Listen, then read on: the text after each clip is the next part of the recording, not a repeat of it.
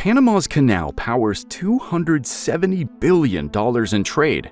Nicaragua's $50 billion dream collapsed. Why did one triumph, the other fail? Since 1914, the Panama Canal has been a global trade MVP, linking Atlantic to Pacific and shaving weeks off voyages.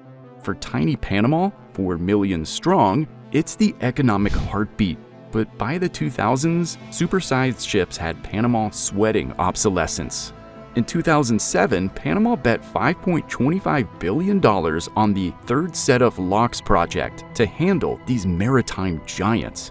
Despite engineering headaches, worker strikes, and a cheeky $1 billion overrun, the expanded canal debuted in 2016, doubling its muscle. Enter Nicaragua in 2013 with a $50 billion canal dream, 4 times its GDP, 3 times Panama's length. Backed by Wang Jing, a Chinese billionaire with more mystery than track record, it promised ports and airports and resorts to rocket Nicaragua out of poverty. President Ortega sold it as a game changer, but the hype fizzled fast. Funding vanished and environmental and land rights red flags flared. By 2018, the project was a no-show, leaving a masterclass in megaproject missteps. So why did Panama cruise while Nicaragua crashed? Panama's canal expansion was engineering on steroids, delivering 2 new lock complexes, Agua Clara on the Atlantic, Cocally on the Pacific. Each boasts 3 giant chambers, hoisting ships 27 meters to Gatun Lake. These new Panamax locks, 427 meters long, 55 meters wide, make the 1914 originals look puny, handling ships triple their size. Clever water-saving basins recycle 60% of the fresh water, a lifeline for a rain-fed canal dodging drought. Engineers shifted 74 million cubic meters of earth, fitted massive steel gates built to last a century, and swapped old-school mule locomotives for beefy tugboats, hauling Panama into modern maritime glory. Nicaragua, meanwhile, sketched a wilder dream. Its 278-kilometer canal, 3 times Panama's length, 27 meters deep, would slice from Rio Brito on the Pacific through Lake Nicaragua to Bluefields on the Caribbean, eyeing the planet's biggest supertankers. Toss in 2 deep water ports, airports, resorts, and free trade zones, and it was less a canal and more a national glow-up. But while Panama built on solid ground, Nicaragua's vision stayed on paper. A glitzy groundbreaking fizzled. No shovels hit dirt. The grandest megaproject in Latin America? More like the grandest mirage. By the 2000s, Panama's 1914 canal was creaking under the weight of modern shipping. Container ships and tankers had ballooned, dwarfing the old docks. Without a major upgrade, Panama faced becoming a trade bottleneck, bleeding billions to rivals like the Suez or longer routes. The $5.25 billion third set of locks project was Panama's lifeline. Far from a vanity stunt, it was about staying competitive, securing the canal's 3% slice of GDP, and keeping Panama a global trade kingpin. For a small nation, it was do or die. Nicaragua's canal, though, was a different beast, a cocktail of hope and hubris. President Daniel Ortega pitched it as a miracle cure for one of Latin America's poorest nations, where 25% scrape by below the poverty line. His $50 billion plan promised explosive GDP growth and jobs galore. But here's the snag. Panama's expanded canal already had shipping companies hooked. Nicaragua's case leaned on dreams, not demand, with no solid data to back it. Ortega's vision dazzled, but was it a needed game changer or just a flashy distraction? Panama's expanded canal is an engineering knockout. Its stars? 2 massive lock complexes, Agua Clara on the Atlantic, Cocally on the Pacific.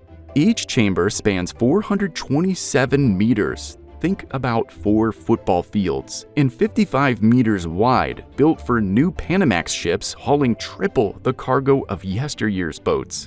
A slick water-saving system recycles 60% of the fresh water, crucial for a rain-dependent canal. No pumps needed, gravity runs the show, filling chambers with elegant precision. Out go Panama's old mule locomotives, and in come burly tugboats, guiding wider ships with ease. The gates? Steel beasts, some 4,000 tons, sliding open in minutes, yet built to shrug off a century of wear thanks to clever redundancy tricks. Nicaragua's canal, though, was an engineering fever dream. At 278 kilometers, triple Panama's length, it demanded slashing through rainforests, doubling Lake Nicaragua's depth, and building locks for the world's biggest supertankers. These locks, far larger than Panama's, would have been engineering puzzles, requiring untested designs. Digging out 5 billion cubic meters of earth, enough to sculpt new hills, was a colossal ask, with environmental risks off the charts. Panama polished proven tech. Nicaragua chased a blueprint too bold for reality. Since its 2016 expansion, Panama's canal powers 2.5% of global seaborne trade, with 14,000 ships yearly moving $270 billion in cargo, from Tokyo Tech to Texas Gas. Generating 3% of GDP, it fuels Panama's economy. The new Panamax lock sparked a regional race. Ports from Miami to Sao Paulo dropped billions to handle bigger ships. Panama upped its game, expanding Balboa and Colón ports, boosting jobs and locking in its role as the America's logistics champ. China's jumping in with trade deals, betting on the canal's global heft. Nicaragua's $50 billion canal pitch, 4 times its GDP, was a bold stab at prosperity. In 2013, it promised wild GDP growth, countless jobs, plus ports, airports, and resorts. For a struggling nation, it sounds like an economic miracle, but reality hit hard. Shipping firms stayed loyal to Panama, and funding vanished. Construction? Zilch. Nicaragua's dream of outshining Panama faded to dusty blueprints, proving that vision needs cash to match. Panama grabbed a real chance at trade dominance. Nicaragua learned the hard way. Big plans crash without bigger backing. Megaprojects don't glide, they grind. Panama's expansion hit plenty of bumps. Construction lagged with tricky geology, sparking a $2.3 billion spat between the GUPC consortium and Panama's Canal Authority. Labor strikes and contractor squabbles didn't help. Now, droughts are squeezing Gatun Lake's freshwater, forcing Panama to juggle booming ship traffic with a thirsty canal. It's a gritty win, not a free lunch, with climate woes shaping its next moves. Nicaragua's hurdles weren't just big, they were fatal. A $50 billion canal bankrolled by Wang Jing, a Chinese tycoon with a shaky resume, raised eyebrows. Critics called it a pipe dream, slamming its murky finances and Ortega's cagey government. Environmental fears, think trashed rainforests and a ruined Lake Nicaragua, rallied farmers, indigenous groups, and scientists. Protests turned ugly. Trust tanked, and when China's 2015 market crash sank Wang's fortune, the canal went poof. No dirt moved, just dreams. Panama wrestled real obstacles and won. Nicaragua tripped on trust, cash, and eco-worries, crumbling under its own hype. Panama and Nicaragua eye wildly different horizons. One's got a map, the other's chasing mirages. Panama plays it smart. Consolidate, don't overreach. After a decade of bigger locks, it's tackling climate threats head-on. A $1.6 billion Rio Indio reservoir, despite local grumbles over eco-impacts, aims to keep Gatun Lake flush. No fourth locks yet. Panama's sticking to what works, with logistics parks and slicker railways fueling steady growth as the America's trade boss. Nicaragua's stuck in a fog. Ortega keeps hyping new canal plans, each bolder than the last, but without cash or solid studies, they're just hot air. Smaller Chinese-backed projects, think ports or rail, feel more doable, yet the Grand Canal lingers as a political pipe dream, unlikely to budge without a geopolitical earthquake. Panama's path is clear, riding its win.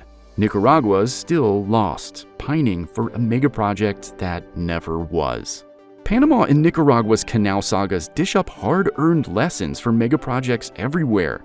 Panama nailed it with sharp planning, sane budgets, and public buy-in, turning a small nation into a trade titan. Its canal reshapes global routes and flexes geopolitical muscle. Nicaragua's flop, though, screams caution. Sky-high dreams tank without cash, eco-care, or trust. Murky governance and dodgy funding turned its bold vision into a textbook bust. Panama's now wrestling climate curveballs, especially water shortages, but its course stays steady. Nicaragua is trapped, recycling empty promises. Its canal, once pitched to rival Panama, is just a geopolitical ghost fading fast. What do you think? Could Nicaragua's canal plans ever stage a comeback, or are they history? What should Panama prioritize to tackle climate challenges? Share your thoughts in the comments. Love this breakdown? Then like, subscribe, and share to catch more infrastructure deep dives. Check out our Suez Canal or China's Ghost Cities videos next.